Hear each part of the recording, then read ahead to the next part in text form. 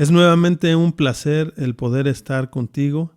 En este día vamos a estar desarrollando un tema muy interesante y espero que sea de mucha bendición para ti como lo ha sido para mí. Sé que el entender esto nos permitirá ir creciendo como hijos de Dios, pensar como Él piensa, caminar en los caminos que Él ya preparó de antemano, nos da certeza, nos da seguridad en la vida que tenemos en Cristo Jesús, en nuestro Dios. Por eso te invito a que estemos listos para poder analizar bien esta parte de la Biblia, que sea de mucha bendición para ti.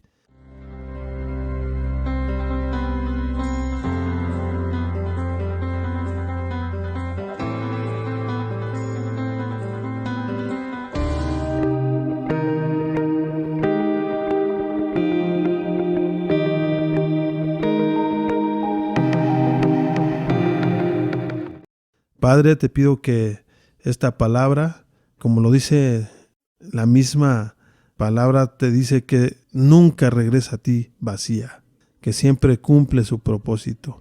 Y por ello, Señor, te pedimos, Padre, que nos bendigas a través del análisis de ella. En el nombre precioso de Cristo Jesús, preparamos nuestros corazones y nuestras mentes para recibirla. Gracias, Padre. El título de esta plática es ¿y tú en qué piensas? Y el tema que desarrollaremos lo nombré: los pensamientos de Dios no son los pensamientos del hombre. La base bíblica que utilizaremos está en Isaías capítulo 55, versículo 8. Porque mis pensamientos no son vuestros pensamientos, ni vuestros caminos mis caminos, dijo Jehová. Dios nos ama. Dios ha amado al hombre grandemente. La muestra de ese amor es que nos creó a su imagen y semejanza y nos consideró para señorear la tierra. Tal es el amor de Dios hacia el hombre que al romperse esa relación que teníamos con Él, Él entregó a su Hijo, su único Hijo, Jesucristo, para restaurar la relación que se había quebrantado. Recordemos que la única cosa que nos impide tener una relación estrecha con Dios es el pecado. El pecado impide que reflejemos la naturaleza con la que fuimos diseñados. Por eso es de mucha importancia que busquemos reconciliarnos con Dios para que su imagen se refleje nuevamente en nosotros y así pensemos como Él piensa. Logramos ser el reflejo de Dios conociendo su voluntad a través de la Biblia, el manual de fe y de conducta que tenemos como hijos de Dios. En los tiempos del profeta Isaías, Dios exhortó a su pueblo, a Israel, a dejar sus malos caminos y pensamientos. Hoy nos exhorta a ti y a mí a que nos apartemos del mal para andar en los caminos que Él preparó de antemano. Punto número 1. Tenemos que arrepentirnos y dejar de andar en impiedades. El arrepentimiento se asemeja a esa señal que hay en la carretera, en donde nos muestra que hay un retorno. Cuando nosotros vamos a algún lugar específico y ya nos pasamos de la desviación que tenemos que tomar, tenemos que agarrar esa vuelta en U, ese retorno. El arrepentimiento se ilustra de esta forma, que tenemos que cambiar el rumbo que traemos. Pero tenemos que tener un arrepentimiento genuino que muestre en realidad el cambio que estamos tomando. Las evidencias son importantes. Dice la palabra de Dios que demos frutos dignos de arrepentimiento. En Proverbios capítulo 23, versículo 7, nos dice lo siguiente: porque cuál es el pensamiento en su corazón, tal es él. Come y bebe, te dirá, mas su corazón no está contigo. Debemos comenzar a vivir reflejando la naturaleza que tenemos en Dios, viviendo en sus mandamientos, en sus enseñanzas, en sus promesas, en su disciplina, gozando de su misericordia, de su perdón y sobre todo de su presencia. permanecer en Él, estar delante de Él. Eso es vivir en su presencia. Y así es como podemos ir reflejando la naturaleza de Dios. Dejemos nuestras impiedades, amigos, hermanos, para que los pensamientos de nuestro Padre gobiernen los nuestros. Vivimos en este mundo, pero tenemos que vivir para establecer la obra del reino de Dios en esta tierra. Por lo tanto, nuestros pensamientos deben ser los del reino al que pertenecemos. Recordemos que estamos en el mundo, pero no somos del mundo. En el Evangelio de Juan, capítulo 17, versículo 14 al 16, nos dice así la palabra: Yo les he dado tu palabra, y el mundo los aborreció, porque no son del mundo, como yo tampoco soy del mundo, dice Jesucristo. No ruego que los quites del mundo, sino que los guardes del mal. No son del mundo, como tampoco yo soy del mundo. Hagamos nuestro trabajo como embajadores del reino de Dios. Y para entender esa labor, nosotros necesitamos saber, cada uno de nosotros, qué característica tiene un embajador. El embajador es el agente diplomático acreditado en un país del extranjero para representar oficialmente al Estado al cual pertenece. Él representa al jefe mismo. Si lo hablamos de otra forma, representa al presidente de la nación de la cual viene. Nosotros tenemos que representar a nuestro Dios aquí en esta tierra como embajadores, como Dios habla de nosotros, que somos embajadores de su reino. En 2 Corintios capítulo 5, versículo 20, nos habla de esto. Así que somos embajadores en nombre de Cristo, como si Dios rogase por medio de nosotros. Os rogamos en nombre de Cristo. Reconciliaos con Dios. Tenemos que identificarnos con Dios como sus hijos, pensando como Él piensa y conduciéndonos en el mundo como Dios se conduce en los cielos. Mateo capítulo 6, versículo 10 nos dice: venga tu reino, hágase tu voluntad, como en el cielo, así también en la tierra. Recordemos que solo si recibimos a Jesucristo en nuestro corazón, podemos tener un cambio real y evidente en nuestra vida. En la medida que nos relacionemos con Él, nuestros pensamientos también serán transformados. En el Evangelio de Juan, capítulo 1, versículo 12, nos dice de esta forma: mas a todos los que le recibieron, a los que creen en su nombre, les dio potestad de ser hechos hijos de Dios. Así es como nosotros garantizamos que somos hijos de Dios, cuando la recibimos en el corazón, cuando creemos en Él, cuando creemos la obra que Él hizo en este mundo. Entonces, nosotros nos convertimos también en hijos de Dios. El punto número 2. La causa de todo mal en el mundo es que el hombre se niega a pensar como Dios piensa. En Génesis capítulo 6, versículo 5, nos habla de esto. Y vio Jehová que la maldad de los hombres era mucha en la tierra, y que todo designio de los pensamientos del corazón de ellos era de continuo solamente el mal. La tendencia del hombre es inclinar su oído al mal. Sin embargo, Dios busca que vivamos en su consejo, en su guía. Enumeremos algunas cosas que Dios aborrece y que nosotros debemos evitar practicar. A. Dios aborrece toda idolatría. En Isaías capítulo 57, versículos 4 y 5, nos habla: ¿de quién os habéis burlado? ¿Contra quién ensanchasteis la boca y alargaste la lengua? ¿No sois vosotros hijos rebeldes, generación mentirosa, que os enfervorizáis con los ídolos debajo de todo árbol frondoso, que sacrificáis los hijos en los valles, debajo de los peñascos? B. Dios aborrece toda injusticia y rebeldía.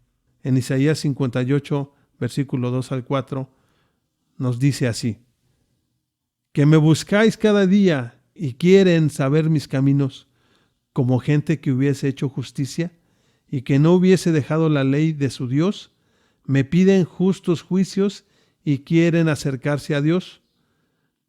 Porque dicen, ayunamos y no hiciste caso, humillamos nuestras almas y no te diste por entendido. He aquí que en el día de vuestro ayuno buscáis vuestro propio gusto y oprimís a todos vuestros trabajadores. He aquí que para contiendas y debates ayunáis, y para herir con el puño inicuamente. No ayunéis como hoy, para que vuestra voz sea oída en lo alto. Necesitamos nosotros ser muy sinceros, tener un corazón sincero, y todas las cosas que hagamos las tenemos que hacer con justicia. Dios aborrece la injusticia. Dios aborrece los malos pensamientos. En el Salmo capítulo 2, versículo del 1 al 3, nos dice lo siguiente: ¿por qué se amotinan las gentes y los pueblos piensan cosas vanas? Se levantarán los reyes de la tierra y príncipes consultarán unidos contra Jehová y contra su ungido, diciendo, rompamos sus ligaduras y echemos de nosotros sus cuerdas. Lo que quiere el hombre es no depender de Dios, es no estar unido a Dios. Pero sabemos que si estamos fuera de Él, nada podemos hacer. Dios es el único que nos puede dar de su naturaleza y el poder ser justos, hombres justos. Yo te preguntaría, ¿en qué piensan los gobernantes impíos e idólatras que hay en el mundo? Marcos capítulo 7, versículo 21, nos habla de eso. Porque de dentro del corazón de los hombres salen los malos pensamientos, los adulterios, las fornicaciones, los homicidios. Los hombres piensan en guerras, en armas de destrucción masiva, en invasiones, en sobrecargar de impuestos a los pueblos. Piensan en la explotación de recursos humanos y naturales. Piensan en hacer grandes fraudes económicos, etc. Esa es la condición del hombre. El resultado de ello es caos, carestía, hambruna, pobreza, enfermedad y muerte. Sabemos que la Biblia describe que el pecado tiene una consecuencia. La paga del pecado es muerte. Entonces estamos envueltos, estamos inmiscuidos en el pecado. Y recuerden, con lo único que Dios no tiene relación es con el pecado. Por eso tenemos que desechar todo eso, para que podamos restablecer una relación correcta con Dios. Sujetemos nuestros pensamientos e intenciones del corazón al propósito de Dios. Esto nos garantiza un buen resultado en nuestra vida. Jeremías, capítulo 29, versículo del 11 al 13, nos habla de esto. Porque yo sé los pensamientos que tengo acerca de vosotros, dice Jehová, pensamientos de paz y no de mal, para daros el fin que esperáis. Entonces me invocaréis y vendréis y oraréis a mí, y yo os oiré, y me buscaréis y me hallaréis, porque me buscáis de todo vuestro corazón. Es necesario que nosotros busquemos a nuestro Dios con un corazón sincero, con un corazón entregado a Él, que podamos ir cambiando nuestros pensamientos, menguando nuestros pensamientos para que los pensamientos de Dios estén en nosotros y sean lo que nos rijan, lo que mande nuestro corazón. En el punto número 3 vamos a hablar de lo siguiente. El anhelo del corazón de Dios es que los redimidos, sus hijos, pensemos como Él piensa y caminemos en sus caminos. Primera de Corintios 2, versículo del 12 al 16, también nos habla de esto. Y nosotros no hemos recibido el espíritu del mundo, sino el espíritu que proviene de Dios, para que sepamos lo que Dios nos ha concedido. Lo cual también hablamos, no con palabras enseñadas por sabiduría humana, sino con las que enseña el Espíritu, acomodando lo espiritual a lo espiritual. Pero el hombre natural no percibe las cosas que son del Espíritu de Dios, porque para él son locura, y no las puede entender, porque se han de discernir espiritualmente.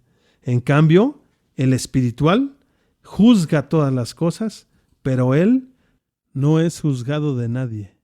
Porque ¿quién conoció la mente del Señor? ¿Quién le instruirá? Mas nosotros tenemos la mente de Cristo. Hemos recibido el poder de su Espíritu Santo para que sepamos lo que Dios nos ha concedido, hermanos. Los hijos de Dios estamos siendo capacitados continuamente para vivir obedeciendo su palabra, para ser guiados por el Espíritu Santo, para poner en práctica los pensamientos de Dios y no dejarnos guiar por la sabiduría humana. La palabra nos dice que no seamos personas que se dejen guiar por lo natural. Como hijos de Dios, somos seres espirituales, porque nuestro Padre es espíritu. Además tenemos nuestra fe en Cristo Jesús. Somos miembros activos de su cuerpo, del cual Cristo es la cabeza. Así que los que hemos sido redimidos por Dios, tenemos la mente de Cristo. ¿Qué tenemos que hacer para tener la mente de Cristo? Obedecer todas las indicaciones que nos da nuestra cabeza, la cual es Cristo Jesús, Señor nuestro. Tenemos que estar muy conectados a la fuente espiritual, a la fuente divina. Solamente así es como nosotros podemos ir menguando y transformando nuestros pensamientos y dejando que el pensamiento de Dios gobierne nuestras vidas. Es muy importante que hagamos eso, hermanos. Concluyamos con estos puntos. El primero, tenemos que arrepentirnos y dejar de vivir en la impiedad. Eso lo tenemos que desechar. No tiene que existir en nosotros. 2. La causa de todo mal en el mundo es que el hombre se niega a pensar como Dios. Regularmente estamos bien, vivimos bien, sin problema y no nos acordamos de Dios. Pero cuando estamos en dificultades, queremos regresar a Él, queremos considerarlo, queremos que Él nos ayude a resolver nuestra situación. Tú debes de tener una vida constante, dejar de ser como las olas del mar, inconstante, fluctuante, que a veces estás arriba y a veces abajo. Tú debes de sujetarte a Dios para que en ningún momento lo natural sea lo que te gobierne. El punto número 3 de la conclusión. El deseo del corazón de Dios es que como sus hijos pensemos como Él piensa y caminemos en sus caminos. Nosotros decidimos si queremos considerar a Dios o si queremos estar fuera de Él y de su consejo. Yo te invito a que permitas que en tu corazón esté el pensamiento del Señor. 4. Obedezcamos con firmeza en nuestros corazones todos sus preceptos, todas sus indicaciones y mandamientos para tener la mente de Cristo. De esta forma es como podemos nosotros garantizar que los pensamientos de Dios nos gobiernan. En Deuteronomio capítulo 4, versículo 29 al 31, nos habla de esto. Mas si desde ahí buscares a Jehová tu Dios, lo hallarás, si lo buscares de todo tu corazón y de toda tu alma. Cuando estuvieres en angustia y te alcanzaren todas estas cosas, si en los postreros días te volvieres a Jehová tu Dios y oyeres su voz, porque Dios misericordioso es, Jehová tu Dios. No te dejará, ni te destruirá, ni se olvidará del pacto que le juró a tus padres. Por eso es importante que tú y yo busquemos a Dios de todo nuestro corazón. Es importante que permitamos que a través de su palabra, a través del arrepentimiento, a través de permitirle que Él habite en nuestro corazón, vuelva a reflejarse esa imagen y semejanza con la que fuimos nosotros creados. Tú y yo decidimos, Él nos regaló nuestro libre albedrío, nuestra voluntad propia, y Él es tan caballero que respeta tu decisión. Pero yo te invito a que hoy tu decisión la inclines, a que recibas a Cristo en tu corazón, a que Él esté permanentemente en ti para que sus pensamientos y sus caminos sean reales en ti. Le ruego al Señor que esta palabra penetre en tu corazón y que tu corazón sea como tierra fértil para que la semilla sea sembrada y que dé su fruto en su tiempo. Amén. Dios te bendiga.